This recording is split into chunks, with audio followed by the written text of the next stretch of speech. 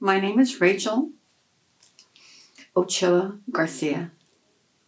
I am a follower of Jesus Christ. I was saved at the age of 27 in a kitchen, not knowing how to ask God in my life. And I asked him, if you're really real, let me know you're here with me. And I saw 3 women walking down the street and they had glory upon them. And I asked them how they got it. And here I am today. I am pro-life. And it is because I was a parent who had an abortion twice. I'm very much pro-life. I've had 2 abortions. I happen to have 2 living children, a daughter and a son. At the age of 23, I had my first abortion, and I had it out of fear. My father, I already had a child and lived with my parents, and my father, being strict Hispanic, I couldn't come home telling him, and that I could not tell him I was bringing another baby home. I could not tell him. Second abortion, I had germinal measles at the age of 25, and I believe physicians say that my baby would have been 80% deformed, and that's the only reason why I had the second abortion. The abortion affected me mentally, spiritually, and physically. Physically, I told myself I would never have another baby, and I had a tubal ligation done immediately.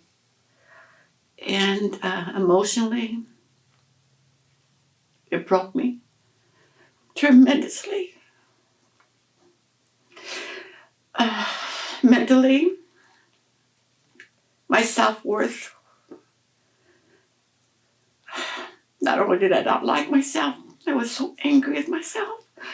How could I do that? I would kill a kitten, a bird, a dog.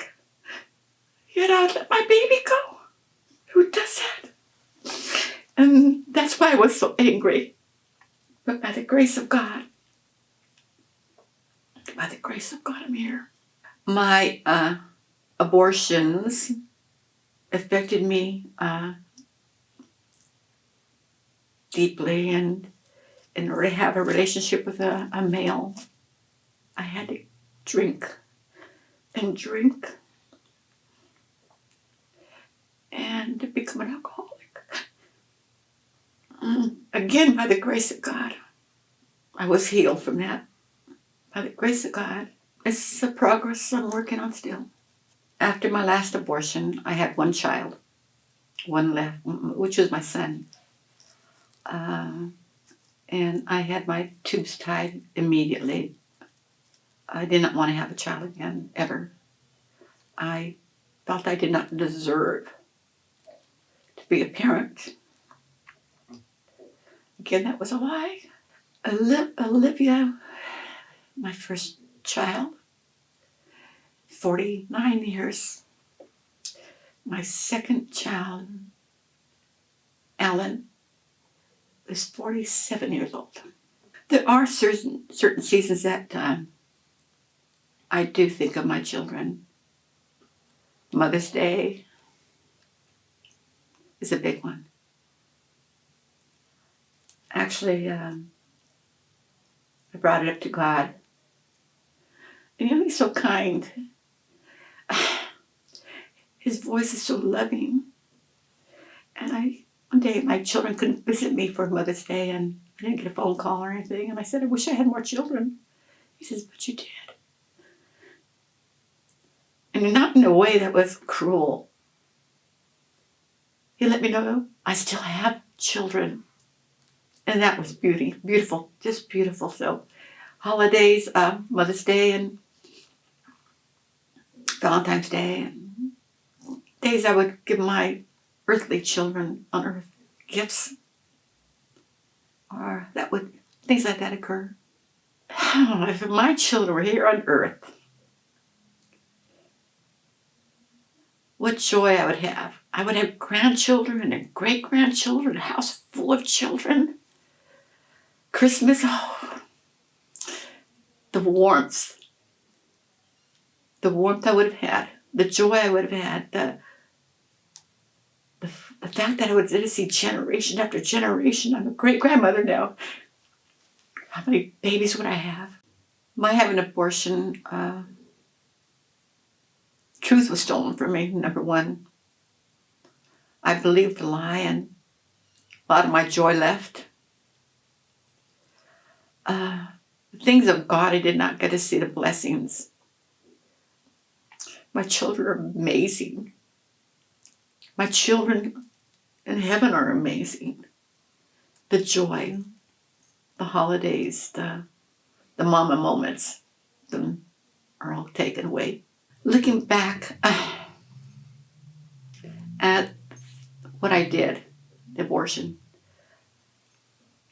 as an older woman, as a grandmother, a great-grandmother, I would tell myself to stop. Trust God. Just stop. Things are going to get better. You can do it. You'll make it. You're not alone. Don't let fear set in.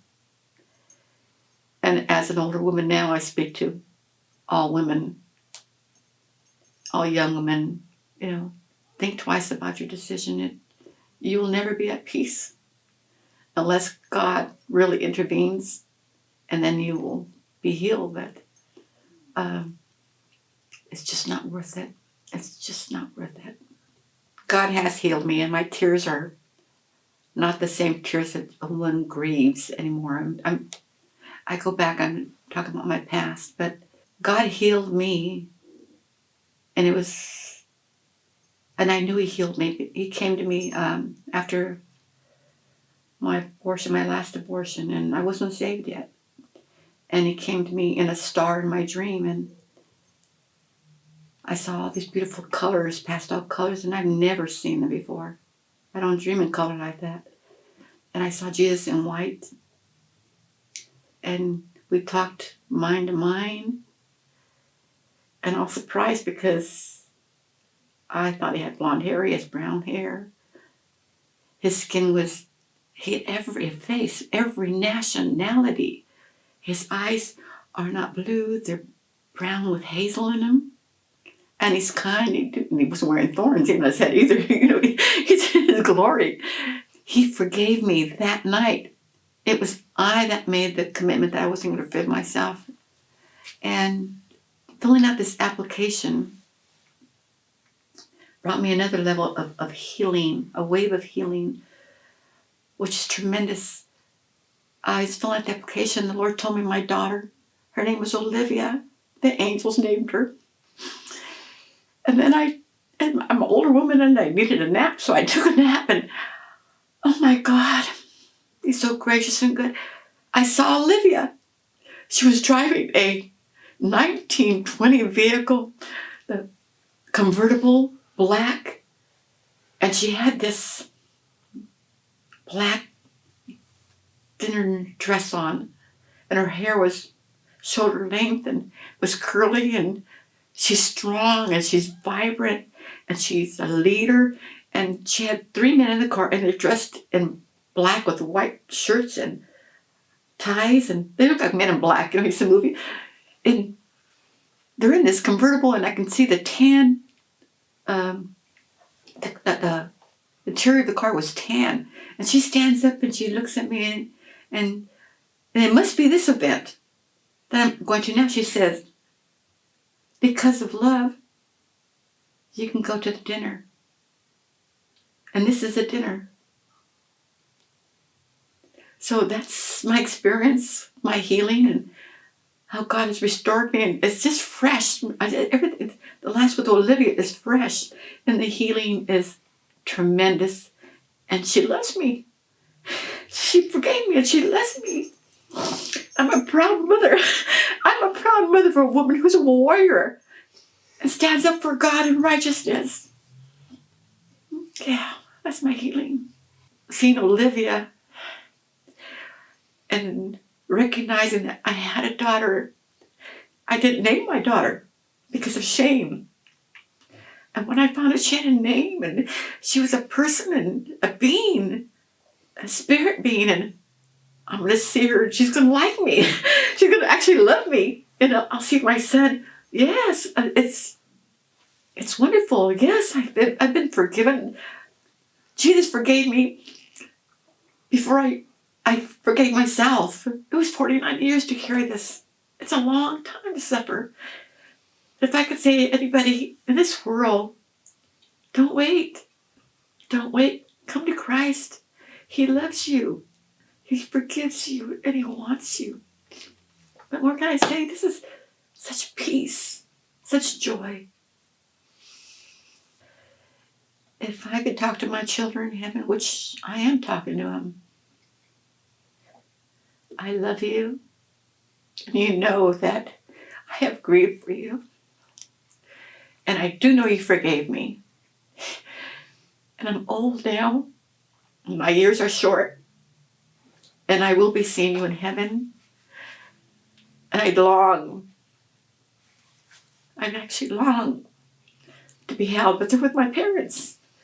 They're with my family. They're not alone. And it's going to be a great day.